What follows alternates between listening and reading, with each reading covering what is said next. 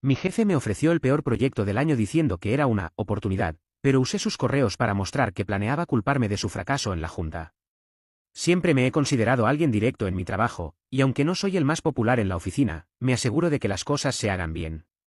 Trabajo en una empresa de marketing digital que tiene sus propios problemas, plazos absurdos, clientes imposibles y, sobre todo, un jefe que cree que manipular a su equipo es sinónimo de liderazgo. Desde que llegó, siempre buscaba una forma de delegar sus responsabilidades cuando las cosas parecían complicarse. Mi relación con él era funcional, al menos al principio. Nunca hubo cercanía, pero tampoco conflictos directos. Me encargaba de proyectos importantes y, hasta hace poco, creía que eso era un voto de confianza en mis habilidades. Mis compañeros a menudo me advertían que él no tenía reparos en pisotear a quien fuera para salvar su pellejo, pero como nunca me había afectado directamente, lo tomaba como chismes del café. Solo ahora veo que debí prestar más atención. Un lunes cualquiera, llegó a la oficina con una sonrisa que nunca anticipaba nada bueno. Me llamó a su oficina, y con un tono que pretendía sonar alentador, me dijo que tenía una oportunidad para mí. Según él, un cliente grande estaba en crisis, y necesitaban a alguien con experiencia para rescatar el proyecto. Aunque sonaba dudoso, no vi motivos para rechazarlo en ese momento. Los detalles llegaron más tarde: un cronograma irreal, un presupuesto ridículo y un equipo reducido que apenas podía manejar las tareas básicas. Mientras revisaba los correos del cliente, noté algo peculiar. Había una cadena de mensajes entre mi jefe y otro gerente en la que discutían sobre el proyecto antes de que me lo asignaran. Aunque no decían nada explícito, la forma en que describían la situación sugería que ya sabían que el cliente estaba a punto de cancelar el contrato.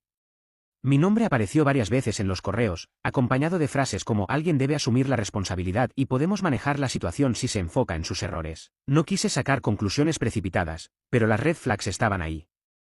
Empecé a notar que mi jefe evitaba involucrarse directamente, incluso en reuniones importantes. Cuando pedí su aprobación para decisiones críticas, me decía que confiaba en mi criterio. Por si fuera poco, algunos compañeros comenzaron a hacer comentarios velados sobre cómo yo tenía mucho que demostrar. Me resultó evidente que todo estaba orquestado para que, si el proyecto fallaba, yo cargara con las consecuencias. La sensación de haber sido manipulado no era nueva en la empresa, pero esta vez estaba claro que el impacto podía ser mayor. Sin embargo, en lugar de dejarme llevar por el enojo o la frustración, decidí actuar. Primero, aseguré toda la documentación del proyecto: correos, cronogramas, presupuestos, incluso los mensajes ambiguos de mi jefe. Sabía que necesitaría pruebas concretas si las cosas se torcían. El entorno laboral comenzó a tensarse más de lo habitual. Las reuniones eran un desfile de excusas, con otros equipos evitando involucrarse y dejando claro que no querían cargar con las responsabilidades.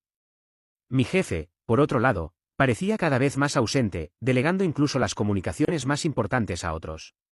Faltaba poco para una reunión clave con los directivos en la que presentaríamos avances del proyecto.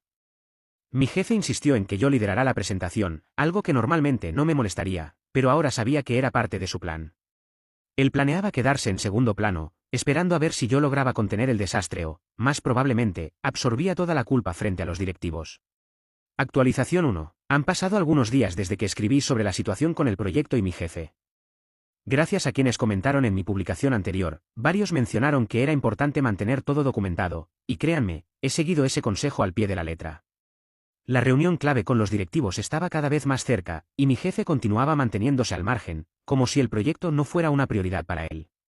Los avances del equipo eran limitados, en parte porque la carga de trabajo era ridícula, pero también porque había falta de recursos evidentes. Pedí varias veces acceso a herramientas que podrían facilitar el análisis de datos del cliente, pero cada solicitud quedaba pendiente en manos de mi jefe. Mientras tanto, recibí correos de otros departamentos que dejaban claro que la empresa estaba preocupada por el riesgo de perder al cliente. Cada uno de esos mensajes tenía un tono que parecía dirigido a culparme de antemano si algo salía mal. Ayer tuvimos una reunión preparatoria para la gran presentación. Mi jefe apareció solo para dar una introducción rápida, delegándome la tarea de exponer los puntos más críticos. Incluso sugirió que sería buena idea hablar desde mi experiencia personal, lo cual sentí como una manera velada de asegurarse de que cualquier fallo quedara exclusivamente vinculado a mí. En la misma reunión, un gerente de otro departamento preguntó directamente por qué no se habían cumplido ciertos plazos. Antes de que pudiera responder, mi jefe intervino con un tono casi casual, mencionando que el equipo ha tenido dificultades para ajustarse a las expectativas. No señaló a nadie directamente, pero su mirada en mi dirección lo dijo todo. Decidí que ya era hora de tomar medidas más concretas. Durante el resto del día, recopilé correos, registros de reuniones y hasta capturas de pantalla de conversaciones donde quedaba claro que las decisiones críticas habían sido ignoradas o, peor aún, obstruidas. También comencé a hablar con algunos compañeros de confianza que estaban al tanto del historial de manipulación de mi jefe. Uno de ellos me confirmó que mi nombre había salido varias veces en conversaciones informales como el encargado del proyecto, aunque todos sabían que las directrices venían de arriba.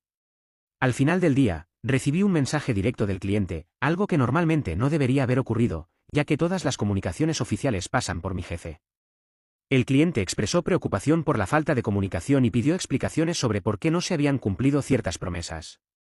Fue en ese momento cuando confirmé que mi jefe no solo estaba lavándose las manos, sino que también estaba permitiendo que el cliente quedara insatisfecho sin intervenir para mediar o explicar.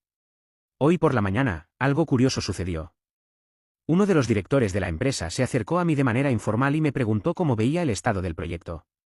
Su tono era casual, pero la pregunta en sí no lo era.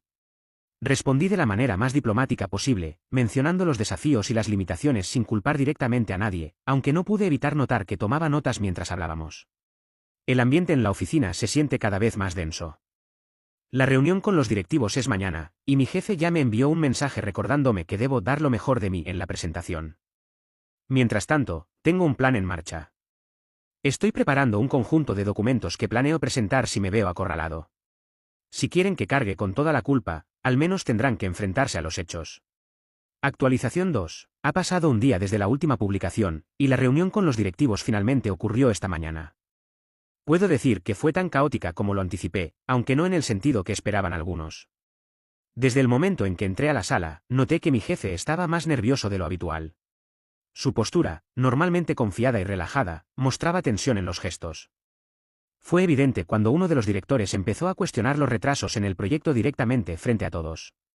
El formato de la reunión fue sencillo, mi jefe comenzó con una introducción general sobre los objetivos del proyecto y destacó su importancia estratégica para la empresa. Luego me cedió la palabra para que presentara los avances técnicos y respondiera las preguntas. Desde ese momento, sentí como mi jefe retrocedía en su rol, delegando implícitamente cualquier responsabilidad sobre los problemas. Antes de abordar mi parte, ya tenía claro que la estrategia de mi jefe era sencilla, dejar que yo absorbiera toda la presión. Pero había hecho mis preparativos. Inicié presentando los avances reales, con datos precisos y gráficos claros, evitando omitir los problemas que se habían presentado. Destacaba cómo cada retraso estaba directamente relacionado con decisiones pendientes que estaban fuera de mi control, sin señalar directamente a nadie, pero dejando claras las responsabilidades en el proceso. Uno de los directores hizo una pregunta clave que evidentemente buscaba encontrar fallos en mi gestión, ¿por qué no se habían implementado ciertas herramientas necesarias para completar el análisis final?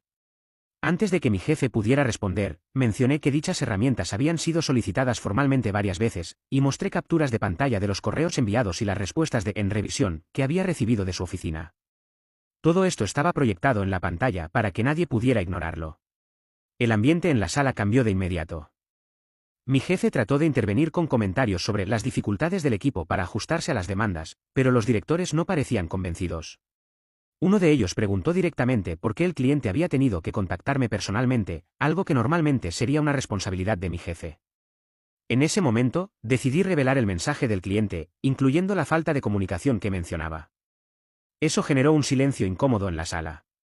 Mi jefe intentó desviar el tema, asegurando que estaba en constante contacto con el cliente, pero uno de los directores pidió ver evidencias de esas comunicaciones. Fue evidente que no las tenía, y su lenguaje corporal lo traicionaba. Mencionó algo sobre conversaciones verbales frecuentes, pero nadie parecía dispuesto a aceptar excusas vagas. La situación se volvió más intensa cuando uno de mis compañeros, a quien había informado previamente de lo que ocurría, apoyó mis afirmaciones. Explicó que muchos de los problemas operativos habían sido discutidos en reuniones internas, pero que las decisiones clave siempre se retrasaban porque necesitaban la aprobación de mi jefe. Eso fue suficiente para que los directores comenzaran a dirigir sus preguntas hacia él. Hacia el final de la reunión, uno de los directores dejó claro que esperaban un informe detallado sobre los problemas de gestión del proyecto antes de tomar decisiones adicionales. Mi jefe trató de minimizarlo, asegurando que todo estaba bajo control, pero su tono no convencía a nadie. Cuando la reunión terminó, lo vi salir de la sala rápidamente, sin dirigirme la palabra. Por la tarde, recibí un correo del cliente agradeciendo la claridad que había aportado en la presentación. Esto confirmó mis sospechas, mi jefe no había gestionado la comunicación, y el cliente había estado en la oscuridad todo este tiempo. Aunque todavía no sé cómo reaccionará él a lo sucedido hoy, tengo la sensación de que esta no será la última vez que intente salvarse a costa de alguien más. La tarde después de la reunión fue un caos silencioso. Mi jefe evitó cualquier contacto directo conmigo, algo completamente atípico considerando su insistencia habitual en supervisar cada aspecto de mi trabajo. Sin embargo, esto no significaba que estuviera tranquilo. A través de algunos compañeros, supe que había estado en conversaciones constantes con los directores, intentando explicar la situación y salvar lo que quedaba de su reputación. No me sorprendió, pero sabía que estaba preparando algo. Esa noche, recibí un correo que confirmaba mis sospechas. Mi jefe solicitaba una reunión individual para revisar los puntos que se discutieron en la junta. El tono era formal, pero sus intenciones eran claras: buscar un culpable directo. Decidí no contestar de inmediato. En su lugar, repasé todos los documentos y correos relacionados con el proyecto, asegurándome de que cada detalle estuviera respaldado. No planeaba entrar a esa reunión sin estar completamente preparado. Al día siguiente, la reunión fue más tensa de lo esperado. Mi jefe, con una expresión calculadora, comenzó cuestionando algunos de los datos que presenté ante los directores. Insinuó que mi interpretación de las solicitudes del cliente era inexacta y que mi presentación no había reflejado el esfuerzo global del equipo. Me limité a responder con hechos concretos, mencionando fechas específicas y citando correos enviados por el cliente. Al notar que no lograba encontrar inconsistencias, cambió de estrategia. Empezó a culpar problemas estructurales en el equipo, sugiriendo que algunos miembros no estaban colaborando como se esperaba. Por suerte, había anticipado ese movimiento. Mencioné cómo la falta de decisiones de su parte había ralentizado el trabajo, mostrando ejemplos de correos en los que solicitaba aprobaciones y nunca recibí respuesta. Fue entonces cuando cambió el tono, afirmando que el proyecto estaba avanzando, pero necesitábamos reevaluar responsabilidades para garantizar el éxito. En ese punto, entendí lo que intentaba hacer: buscaba redirigir la atención de los directores hacia el equipo, diluyendo su responsabilidad en el proceso. Decidí adelantármele. Después de la reunión, recopilé todo el material que demostraba los retrasos y problemas relacionados directamente con su gestión. Sabía que el informe que los directores habían solicitado sería clave, y quería asegurarme de que no pudiera manipularlo. Por la tarde, me reuní con uno de los directores que había mostrado mayor interés en el estado real del proyecto. Le entregué un informe detallado, con capturas de pantalla y una cronología clara de los eventos. Me aseguré de que todo fuera objetivo y profesional, evitando cualquier comentario personal sobre mi jefe. El director revisó los documentos con cuidado, agradeciéndome por la claridad de la información. Me dejó claro que esta información sería fundamental para tomar decisiones en la próxima reunión. 2 días después, las consecuencias comenzaron a manifestarse. Se convocó una nueva reunión con los directores, pero esta vez mi jefe no fue invitado. En su lugar, uno de los directores principales asumió temporalmente el control del proyecto, mencionando que era necesario reforzar el liderazgo. Aunque no se dijo explícitamente, todos entendimos lo que significaba: mi jefe estaba oficialmente apartado de la dirección. Esa misma tarde, mi jefe me pidió hablar en privado. Parecía nervioso, pero trataba de mantener una apariencia de control. Insinuó que mi entusiasmo por los detalles había generado tensiones innecesarias y que deberíamos trabajar juntos para resolver cualquier malentendido. Fue la primera vez que lo vi intentar apelar a la colaboración. No respondí directamente, limitándome a agradecer su apoyo previo al proyecto. Sabía que cualquier reacción emocional solo le daría más herramientas para manipular la narrativa. Por ahora, el proyecto sigue avanzando bajo la supervisión del director. Mi equipo parece más tranquilo, aunque la incertidumbre aún persiste, se respira un aire de mayor confianza. Sé que esto no ha terminado del todo, pero por primera vez en meses siento que las cosas están moviéndose en la dirección correcta. Actualización 3. Un mes después de que el director asumiera el control del proyecto, las dinámicas en la oficina se habían transformado de manera evidente. Los procesos se desarrollaban con mayor claridad, y la presión constante que antes definía el ambiente había disminuido. Mi exjefe, aunque todavía formaba parte de la empresa, aparecía con menos frecuencia en reuniones relevantes, enfocándose en tareas de soporte que no requerían mayor protagonismo. Mientras tanto, el equipo trabajaba bajo las nuevas directrices del director, quien se aseguraba de que las responsabilidades estuvieran mejor distribuidas. Algunos compañeros comentaban que, por primera vez en mucho tiempo, se sentían respaldados por un liderazgo que valoraba la colaboración por encima de los intereses individuales. Estas observaciones dejaban en claro cómo la gestión anterior había afectado al equipo. Un correo inesperado del Departamento de Recursos Humanos marcó un giro adicional. Me convocaron a una reunión para hablar sobre la gestión previa del proyecto.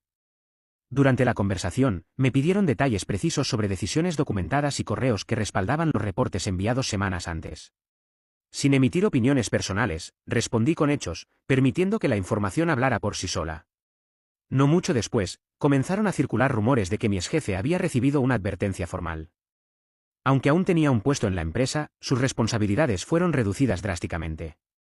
Su nombre dejó de aparecer en proyectos clave y, en cambio, lo asignaron a tareas que no tenían impacto directo en los objetivos principales de la empresa. Algunos mencionaban que pasaba gran parte del tiempo revisando documentos de archivo o en reuniones poco relevantes. Mientras tanto, los directores confiaron en mi capacidad para gestionar nuevos proyectos. En enero, me ofrecieron liderar un nuevo desarrollo que implicaba mayor visibilidad en la empresa.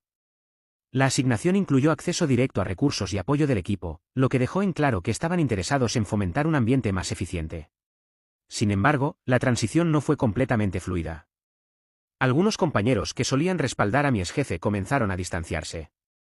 Comentarios indirectos sobre los cambios recientes dejaron entrever que no todos aceptaban las decisiones tomadas por los directores. A pesar de estas tensiones, las nuevas dinámicas laborales continuaron estableciéndose. En una reunión informal con uno de los directores, surgió la posibilidad de una reorganización más amplia dentro del departamento. Aunque no se mencionaron nombres específicos, quedó implícito que aquellos que no se adaptaran a los nuevos estándares de trabajo serían reasignados o dejarían la empresa. Este comentario no fue discutido abiertamente, pero reflejaba el enfoque de los líderes hacia la estabilidad y eficiencia del equipo. A medida que avanzaba el mes, algunos compañeros decidieron buscar oportunidades fuera de la empresa. Mientras tanto, el equipo restante se ajustó a las nuevas dinámicas, lo que fortaleció el trabajo colectivo. Los proyectos comenzaron a completarse con menos interrupciones, y el ambiente laboral mejoró en general. El impacto en las relaciones laborales fue evidente. Aunque algunos vínculos se enfriaron, las dinámicas generales dentro del equipo mostraron un cambio positivo. Los nuevos proyectos avanzaban según lo planeado, y los directores continuaban implementando cambios que buscaban optimizar los procesos internos. El proyecto inicial, que había desatado todo, estaba a punto de completarse con éxito, consolidando la transición hacia un liderazgo más eficiente. Aunque aún podían surgir desafíos, el entorno laboral reflejaba un cambio tangible en la forma en que los equipos operaban y en cómo se gestionaban los proyectos.